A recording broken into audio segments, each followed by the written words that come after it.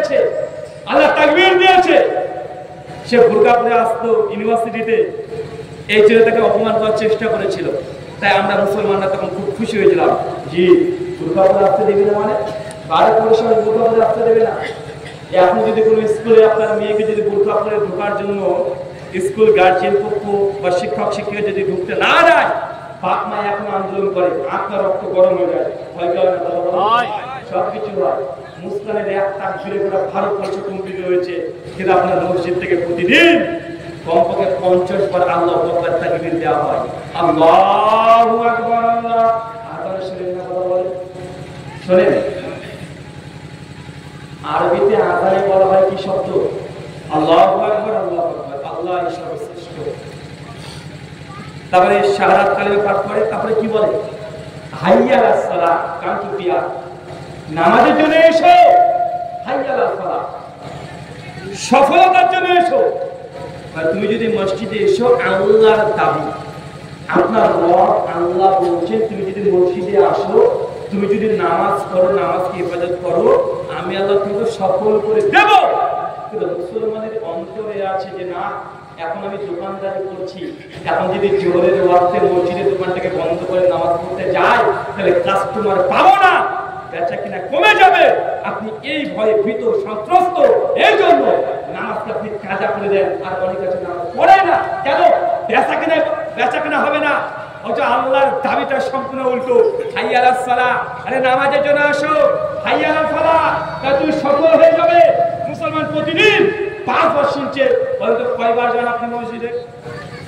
কথা বলেন, কয়বার যান? কয়বার যাচ্ছেন আপনি? আপনাকে কথা বলার উদ্দেশ্য যে আলোচ্য বিষয় যাই হোক না কেন, বর্তমান বিশ্বের যা প্রেক্ষাপট,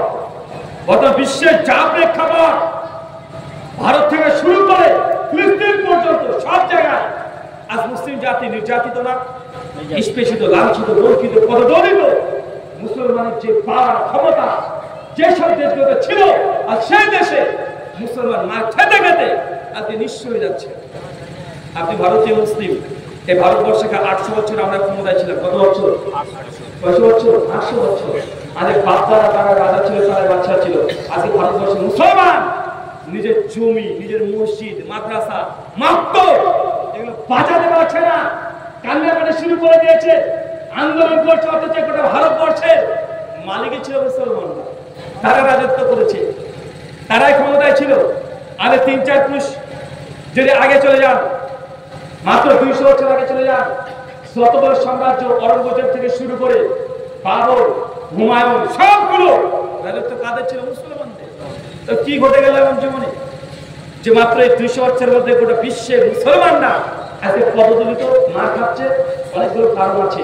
যুবকদের, তরুণদেরকে আমি শুধুমাত্র এই মুসেটা করছি, আল্লাহ সুবহানাহু ওয়া তাআলা কারণ বলেছে। এই কারণটা আপনার যে কতটা যৌক্তিক মনে হবে জানি না, যিনি গোটা বিশ্বের সৃষ্টি করেছেন তিনি বলছেন মুসলিম জাতি ফিতনায় গজবে কেন পড়েছে। এই গজবটা আল্লাহর পক্ষ থেকে, কার পক্ষ থেকে? আল্লাহর পক্ষ থেকে।